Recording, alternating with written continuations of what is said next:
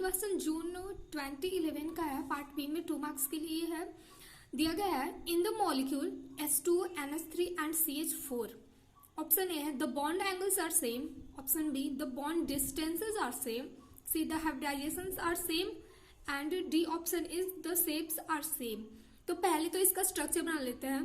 H2O का जो structure बनता है वो होता है सेंट्रल एटम इसका ऑक्सीजन, फिर 2 हाइड्रोजन और 2 लॉन पेयर। H2O का स्ट्रक्चर ऐसा होता है।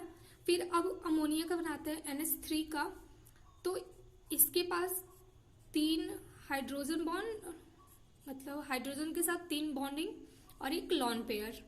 ठीक है। अब CH4 का देखें तो कार्बन हो गया इसका सेंट्रल एटम और 4 हाइड्रोजन, कुछ इस तरह से टेट्राहेड्रली, मतलब 4 ऐसे अरेंज्ड होते हैं। ठीक है। अब देखो पहला ऑप्शन दे रहा है कि the bond angles are same. Bond angle इन तीनों का सेम नहीं होता है। अब ऐसा क्यों? देखो अगर H2O में देखें तो 2 सिग्मा बॉन्ड पेयर है, इसके पास 2 सिग्मा बॉन्ड पेयर हो गए और 2 लॉन पेयर है। ठीक। और NH3 के पास देखें तो 3 सिग्मा बॉन्ड पेयर और 1 लॉन पेयर है। और ये मीथेन के पास है 4 sigma bond pair, 0 lone pair. ठीक है। अब देखो एक ट्रेंड है कि रिपल्सन वाला ट्रेंड, तो दे लॉन पेयर में रिपल्सन ज्यादा होता है। फिर उसके बाद लॉन पेयर सिग्मा बॉन्ड में रिपल्सन ज्यादा होता है, सिग्मा बॉन्ड पेयर में। फिर उसके बाद सिग्मा बॉन्ड पेयर और सिग्मा बॉन्ड पेयर में रिपल्सन ज्यादा। रिपल्सन कम और ज्यादा होने का मतलब ये है कि अगर देखो जैसे लॉन पेयर में रिपल्सन ज्यादा होगा, इनमें रिपल्सन ज्यादा होगा तो ये एक दूसरे से दूर जाएंगे। और अरेंज तो इन्हें 3D में ही होना है, ऑक्सीजन के चारों तरफ ही रहना है। तो इन दोनों में जब रिपल्सन होगा दोनों लॉन पेयर के बीच, तो ये एक दूसरे से दूर जाएंगे तो क्या होगा, ये जो हाइड्रोजन है अगर यहाँ से ये दूर जा रहे हैं फिर लॉन पेयर और बॉन्ड पेयर इसमें भी तो रिपल्सन होगा। अब रिपल्सन होगा इसमें तो ये फिर और दूर जाएंगे। इन सबसे ज्यादा रिपल्सन जो है वो लॉन पेयर में है और सबसे कम रिपल्सन जो है वो सिग्मा बॉन्ड पेयर के बीच है। तो ये क्या होता है ना कि इधर से फिर बेंड होने लगते हैं। यहाँ लॉन पेयर के बीच रिपल्सन हुआ, ये इधर को आएंगे और ये थोड़ा इधर को आएगा।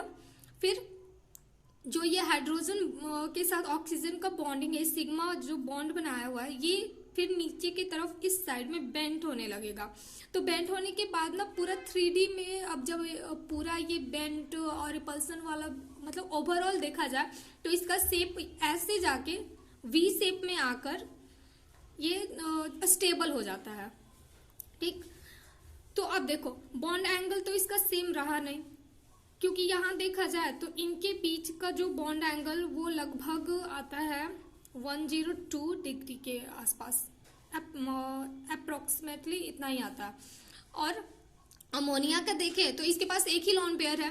अब एक लॉन पेयर है और 3 सिग्मा बॉन्ड पेयर है, तो एक लॉन पेयर कम ही रिपल कर पाएगा।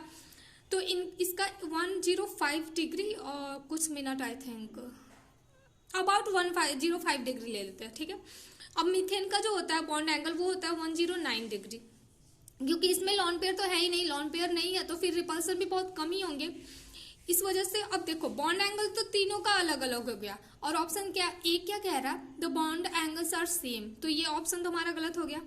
अब बी देखो the bond distances are same, bond के डिस्टेंस, अब बॉन्ड एंगल ही डिफरेंट है तो बॉन्ड डिस्टेंस तो ऑब्वियसली डिफरेंट ही होगा, तो ये ऑप्शन भी गलत है, सेम नहीं है।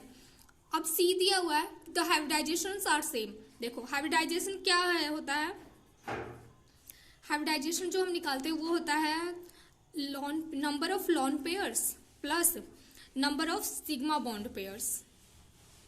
ठीक है। तो अब देखो इसमें देखा जाए कितने लॉन पेयर हैं, 2, और सिग्मा बॉन्ड पेयर कितने हैं, 2, तो टोटल 4 हो गए। अब 4 के लिए लिखते हैं हम sp3। ठीक है। sp3 हो गया। अब अमोनिया का देखें तो इसके पास 3 sigma bond pair 1 lone pair, तो इसका भी टोटल कितना हो गया 4 के लिए अगेन sp3।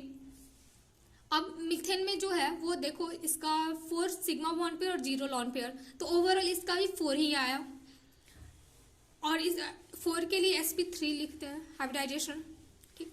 तो इन तीनों का हाइब्रिडाइजेशन तो सेम ही आ गया, तीनों जो मॉलिक्यूल हमारे पास गिवन है sp3 ही है, तो हाइब्रिडाइजेशन तो सेम आ गया।